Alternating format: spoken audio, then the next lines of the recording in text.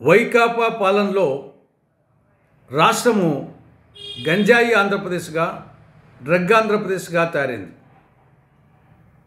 Drugs గంజాయి ఎక్కడ పడితే అక్కడ లభ్యమయ్యే పరిస్థితి వచ్చింది.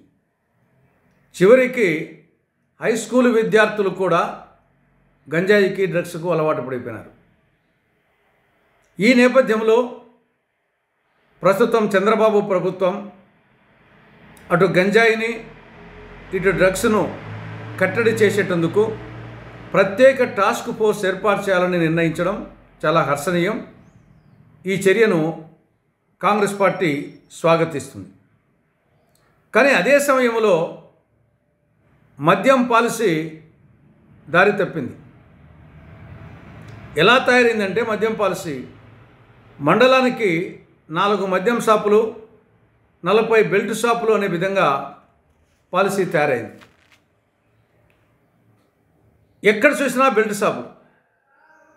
అంతెందుకు హోమ్ మినిస్టర్ సొంత నియోజకవర్గం పాయకరావుపేట నియోజకవర్గంలో ఎస్ రాయవరం మండలంలో పేట సూదిపురం అనే గ్రామంలో నిన్నటి రోజు బెల్ట్ షాప్ కోసం దండోరా వేసి వేలం నిర్వహించారని పేపర్లో రావడం జరిగింది.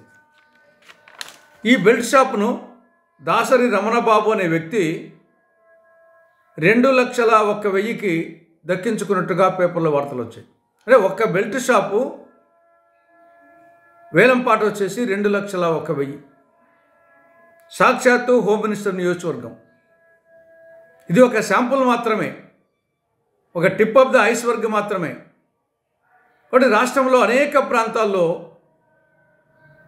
బెల్ట్ షాపులు విపరీతంగా వచ్చేసాయి. కాబట్టి ఇదే విధంగా కొనసాగితే రాబో రోజుల్లో మద్యం రాష్ట్రంలో ఏరులై సెలయేరులై ప్రవహిస్తుంది.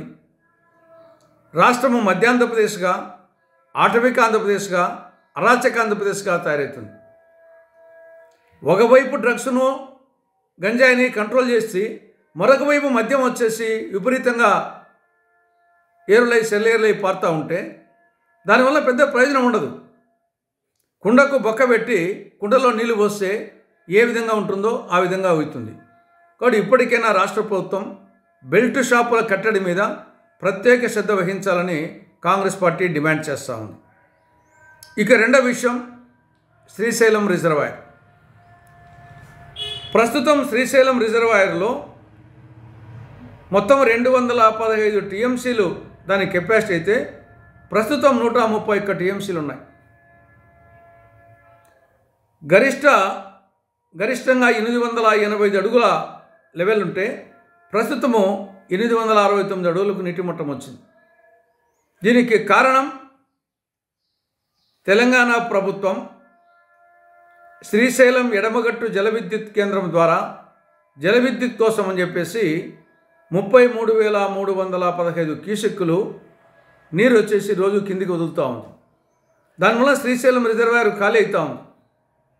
ఇదే పరిస్థితి కొనసాగితే రాబో వేసవి కాలంలో ఆంధ్రప్రదేశ్లో తీవ్ర సాగునీటి సమస్య దేవుడెరుగు, తీవ్రమైనటువంటి త్రాగునీటి సమస్య ఏర్పడుతుంది.